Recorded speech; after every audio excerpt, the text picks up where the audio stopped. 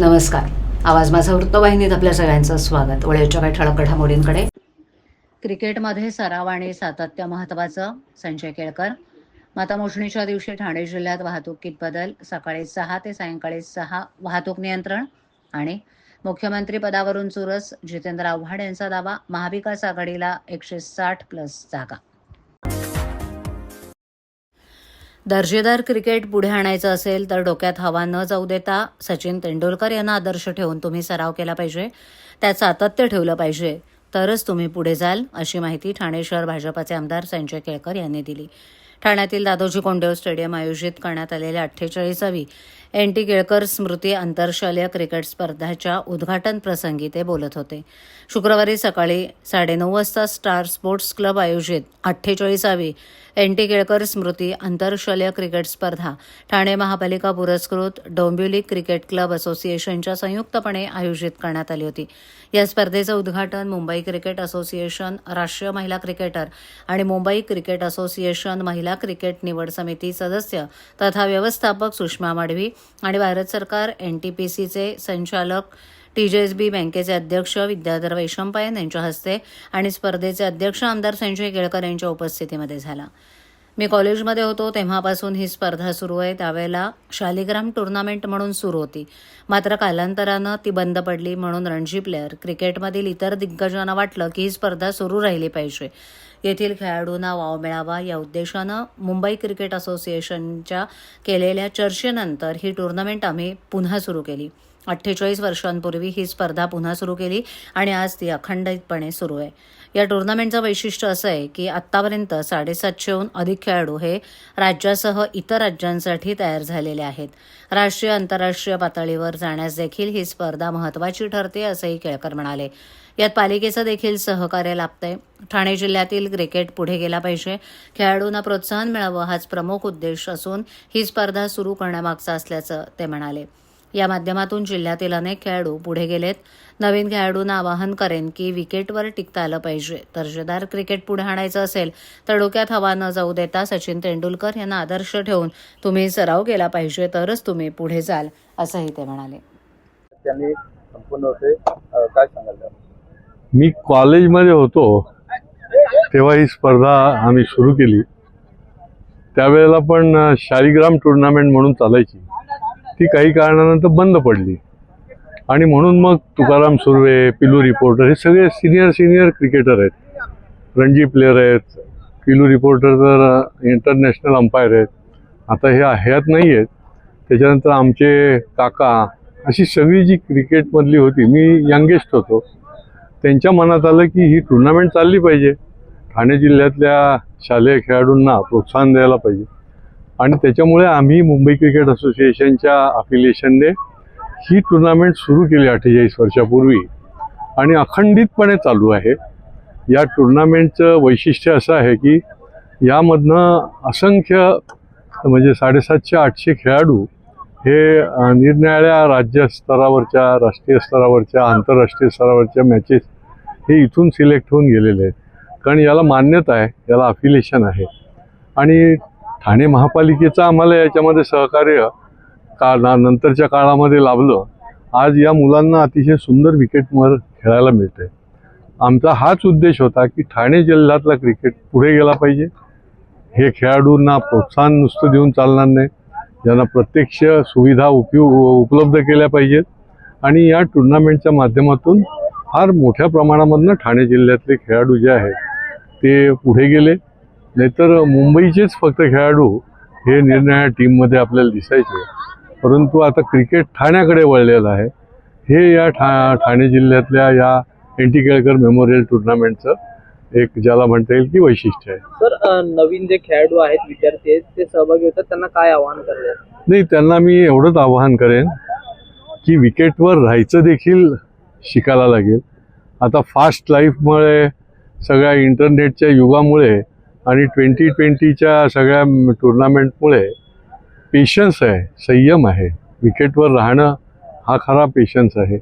ते राहणं देखील त्यांनी शिकायला पाहिजे. आणि दर्जेदार क्रिकेट जो आहे तो जर तुम्हाला पुढे आणायचा असेल तर डोक्यात हवा जाऊ न देता सचिन तेंडुलकर सारख्याला डोळ्यासमोर ठेवून तुम्ही प्रॅक्टिस मेक्स मॅन परफेक्ट या पद्धतीने सातत्य टिकवलं तर तुम्हाला निश्चितपणे यश मिळतं. आणि शिस्तबद्ध पद्धतीने आपण जर स्पर्धा ठेवली आणि स्वतःही सातत्य आणि सराव ठेवला तर निश्चितपणे आपण पुढे जाल.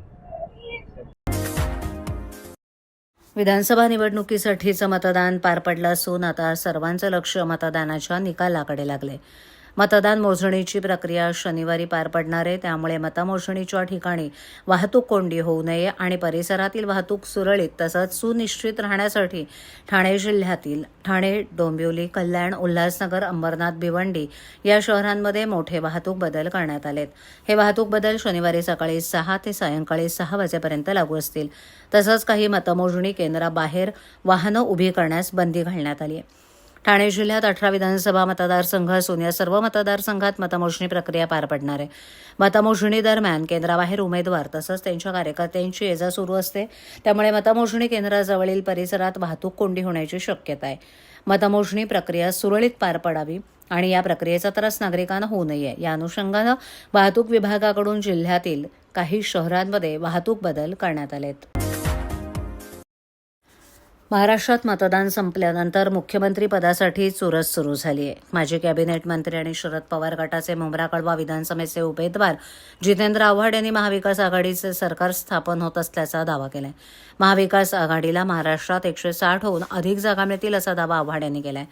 मिळालेल्या माहितीनुसार महाविकास आघाडीतील मुख्यमंत्री पदाबाबत विचारलेल्या प्रश्नाला उत्तर देताना आव्हाड म्हणाले की शरद पवारांनी विचारलं तर मी मुख्यमंत्रीपदाचा चेहरा होऊ शकतो, पण याबाबतचा अंतिम निर्णय पक्षाचे हायकमांड घेणार आहेत. मुख्यमंत्रीपदाचा निर्णय 23 नोव्हेंबर नंतर घेतला जाईल असंही ते म्हणाले.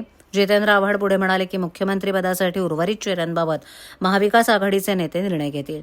याच वेळेला आव्हाड यांनी एकनाथ शिंदेंना पाठिंबा दर्शवला असून भारतीय जनता पक्ष जर एकनाथ शिंदेंना एकाकी पाडण्याचा प्रयत्न करत असेल तर शिवसेनेच्या कार्यकर्त्यांना ते अजिबात आवडणार नाही असं ते म्हणाले. मुख्यमंत्री एकनाथ शिंदे माझ्या शेजारी राहतात, मी त्यांचा नेहमी आदर करतो आणि यापुढेही त्यांना पाठिंबा देत राहीन. आव्हाड म्हणाले की जनतेनं वाढती महागाई लक्षात घेऊन मतदान केलं असून विशेषतः मुंब्रा कळवा विधानसभेच्या जनतेनं शांततेत मतदान केल्याबद्दल मी त्यांचे आभार मानतो. शहराची तहान भागवणारा वऱ्हाळा तलाव मृत्यूचा सापळा बनत असल्याची चर्चा सुरू असतानाच या तलावात पोहण्यासाठी गेलेल्या 3 शाळकरी मुलांचा बुडून मृत्यू झाल्याची घटना समोर आली आहे. या घटनेनं शांतीनगर परिसरात शोककळा पसरली असून हळहळ व्यक्त केली जाते.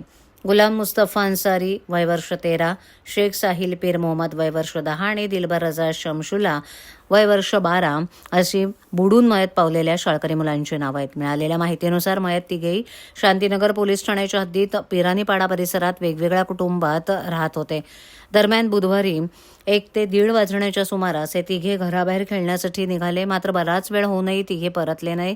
त्यामुळे तिघांच्याही कुटुंबियांनी शांतीनगर पोलीस ठाणं गाठून याबाबत पोलीस ठाण्यात तक्रार देताच पोलिसांनी तिघांना कोणीतरी अज्ञातानं फूस लावून पळवून नेल्याबाबत गुन्हा नोंदवला.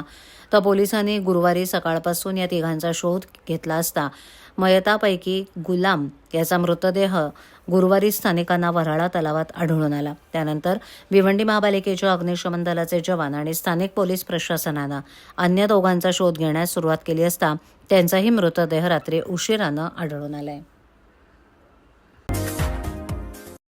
ठाणे जिल्ह्यातील 18 मतदारसंघामध्ये बुधवारी 20 नोव्हेंबर रोजी मतदान पार पडलं. मतदान यंत्र स्ट्रॉंग रूममध्ये कडेकोट बंदोबस्तात ठेवण्यात आली आहेत. शनिवारी 23 नोव्हेंबर रोजी मतमोजणी होणार आहे, त्यासाठी प्रशासनानं जय्यत तयारी केली आहे. उमेदवारांनीही मतमोजणीच्या कक्षात प्रत्येकी 22 पोलिंग एजंट नेमण्याची लगबग सुरू केली आहे. ठाणे जिल्ह्यात भिवंडी ग्रामीण, शहापूर, भिवंडी पश्चिम, भिवंडी पूर्व, कल्याण पश्चिम, मुरबाड, अंबरनाथ, उल्हासनगर, कल्याण पूर्व, डोंबिवली, कल्याण ग्रामीण, मीरा भाईंदर, ओळा माजिवडा, कोपरी बसपाखाडी, ठाणे, मुंब्रा कळवा, ऐरोली, बेलापूर या 18 मतदारसंघात 20 नोव्हेंबर रोजी मतदान पार पडलं. या निवडणुकीचा निकाल 23 नोव्हेंबरला लागणार असल्यानं मतमोजणीसाठी प्रशासनानं निवडणूक निरीक्षक नेमले असून कामाची लगबग सुरू आहे. कोपरी बसपाखाडी मतदारसंघाची मोजणी वागळे इस्टेट ITI इथे होणार आहे. तर ठाणे शहर विधानसभेची मतमोजणी न्यू होरायझन स्कूलमध्ये, तर ओळा माजिवड्याची मतमोजणी आनंदनगर होरायझन स्कूलमध्ये आणि मुंब्रा कळवा मतदारसंघाची मतमोजणी मुंब्रा येथील भारतरत्न अब्दुल कलाम स्टेडियम इथे होणार आहे. विधानसभा निवडणुकीसाठी यावर्षी मतमोजणीकरता विशेष दक्षता घेण्यात आली आहे. ईव्हीएम मशीनची मतमोजण्यासाठी जिल्ह्यात 286 टेबल्सची व्यवस्था करण्यात आली आहे. पोस्टल बॅलेटची मतं 82 टेबल्स, तर सैनिकांची मतं मोजण्यासाठी 21 टेबल आहेत. त्यामुळे मतमोजणी जलद होणार आहे. 1 तासात निकाल लागेल असा विश्वास निवडणूक अधिकाऱ्यांनी व्यक्त केला आहे. आवाज माझावरील एखादी बातमी पाहिजे राहून गेली असल्यास यूट्यूबवरती तुम्ही पाहू शकता. तर मग नक्की सबस्क्राईब करा आवाज माझा. आजच्या ठळक घडामोडी शेवटी पुन्हा एकदा. क्रिकेटमध्ये सराव आणि सातत्य महत्त्वाचं. संजय केळकर. मतमोजणीच्या दिवशी ठाणे जिल्ह्यात वाहतुकीत बदल. सकाळी 6 ते सायंकाळी 6 वाहतूक नियंत्रण. आणि मुख्यमंत्री पदावरून चुरस. जितेंद्र आव्हाड यांचा दावा. महाविकास आघाडीला 160+ जागा. आपल्या विभागातील काही सूचना अथवा समस्या असल्यास त्या आमच्यापर्यंत जरूर पोहोचवा.